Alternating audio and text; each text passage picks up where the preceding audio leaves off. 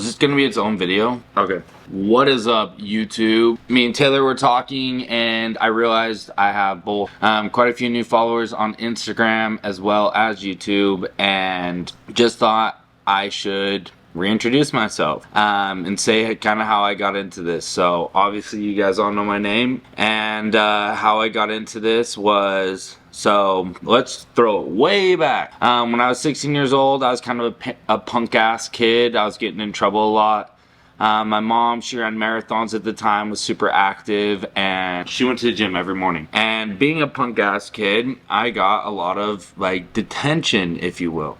I had to go in before school every day and make it up. So in order to graduate, my mom would make me go to the gym with her at 5 a.m. I'd go train, then I would go to the school, and that was how she essentially made sure I wasn't skipping, and that is how I originally got into the gym. So fast forward, I graduate high school. I'm like 18, 19, classic physique rolls around. This is back in 2015, and a lot of people were like, hey, you should consider competing. Like, you have the shape, you have the frame, like the divisions are like open. Not super interested. But I will say at the time, the biggest thing that was holding back was just the thought of getting on stage, getting in my trunks, getting in like a Speedo or whatever. It was just my own stupid insecurities, and hindsight's 2020. I wish I would have just stuck with it then. But so we move on, and I met my wife. We dated for like a couple years, and I was pretty into the gym at the time, but I was managing a sales team at Vasa. I worked in the supplement shop, so I was very active in the gym scene. But yeah, as like things got more serious between me and Nikki. Sorry, it's a freaking storm outside and my dog's gonna freak out.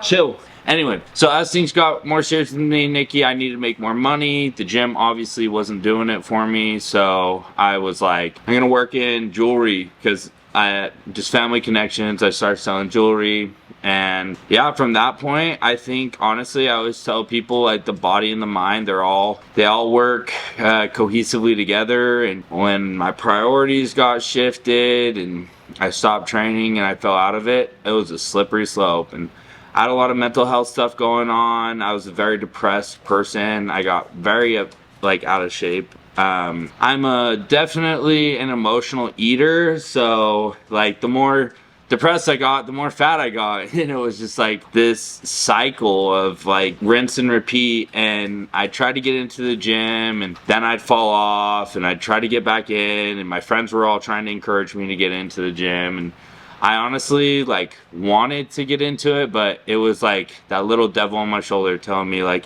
if you wanted to get in shape, like you could, like, oh, you're 250, it would only take you 3 months to get down to 220, or it'd only take you 6 months to get to this point. And I would always have that number in my head and just be like, you know, I'm not too far down the hole at this point. And then, yeah, I just kept digging it and digging it and digging it. And then one night, back August 2018, yeah, 2018, I think 2019, I was playing Xbox with my best friends. We were all on Xbox Live, and one of my buddies called me a fat ass, which is a common occurrence, and I just freaked out, and I just got so mad at him, and I was like, and I just made all these personal attacks at him, and that's just how me and my friends roll. And I was like, you know what, bitch, like I can do a prep, like I'll get in shape, I'll show you. And he's like, do it, like I want that for you, like show me. And the next day I woke up, I'd already been like kind of in my head, and I was walking by a mirror in my house, and I saw myself, and I was like, what have I done? Like, how did I get to this point? And I was so disappointed in myself, and I had so much insecurity, and was just so unhappy in my skin, just unhappy with every aspect of my life. So I was like, I gotta get in shape. So I told Nikki, you know, I'm gonna hire a coach. She was a little skeptical at the time, just because I was drinking like 2 liters of pop, eating like bags of chips, no diet whatsoever. I went out to Salt Lake the same day, went into Butler Pro Gym, hired Bronson Butler, and then yeah, he prepped me to my first show. COVID rolls around next year. This is 2020, right? It's when COVID happened. Yeah, 2020 rolls around. Prep for a show with one of my best friends, Clyde, who I mentioned in the previous video. We trained every day together, and yeah, I was in pretty good shape, but unfortunately the show got canceled. And yeah, So after that happened, I decided, you know, I like this. I feel like I can be better. So I stayed on it. I got big as shit. Prepped the next year, 2021. Finally, 2 years of preparation, 2 years of having this goal.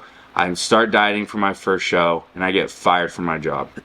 I'm at home recovering from gyno surgery at this time. Nikki had just had a pretty massive surgery as well, and there's complications with it. Things didn't go well, and she's actually coming home to tell me about what had gone down. And as she's walking up the stairs to tell me, I had called in my boss to let him know I had closed another account. I was a sales executive, and yeah, just COVID happened. I was paid on residual income. They had to pay me a lot of money, and they didn't want to pay me anymore. So they fired me on the spot over the phone. So this is 2021. I'm prepping for my first show. Felt like my whole world was coming down. I had a mortgage. I had car payments. I was the only provider at the time.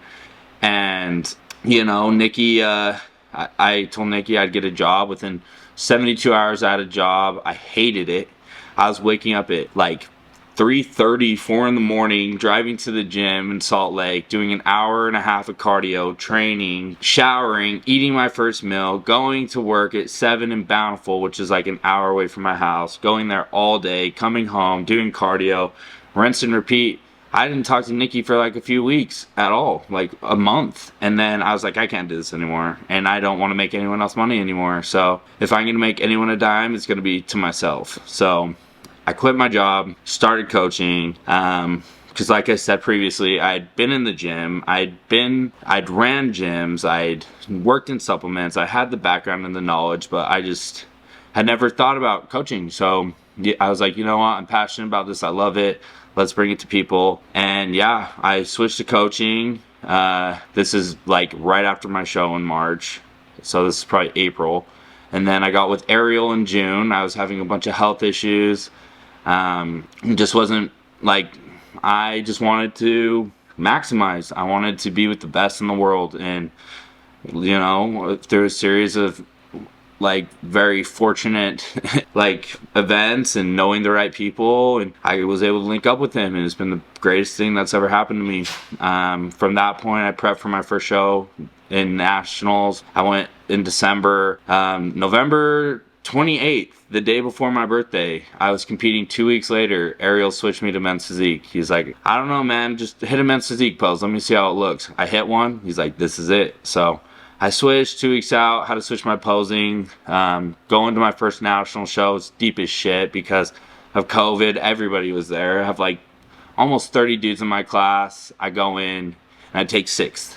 So I was pretty hyped. First call outs, first national show. I get ready, go to Universe, feel good as hell, going into it, week out, my best friend dies, or one of my best friends dies that I grew up with. And he lost his battle to cancer. So it was super hard, and it was super shitty because I felt like he was there with me. He was a big proponent of bodybuilding and big supporter, and he always made time to like make sure I knew he was watching and listening. And I went into it and I was like, he's with me, I got this shit, and I took 6th again. And that was like one of those gut check moments where you're like, shit, you know, like it doesn't make sense. You're asking why me, and you should be asking like, try me, you know. And I picked myself up. I had a couple homies that were very good to me, you know, JR, my training partner, and I had a couple other guys that really made sure I was good. And then prepped for USA's and won that bitch. So now we're up to date. You know, I've done 2 pro shows right now. Right now my focus is just getting bigger. So I'm just building up my chest, maintaining a level of fullness, and then I'm gonna run it back. But for those of you that don't know, like, I promise you, God is my witness, I'm going for the top. You know, I always, when I was a kid in 5th grade, my teacher asked me what I wanted to be when I was older, and I said famous, you know. And I've always wanted to be the greatest at whatever I did. You know, I'm a competitive person.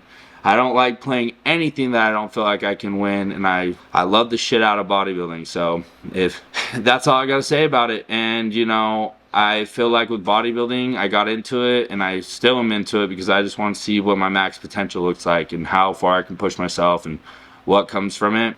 And I just know that I'm just scratching the surface. Like, I know that I am just beginning. So for all of you that follow me, support me, subscribe to the channel, like my shit, comment on my shit, DM me, reach out.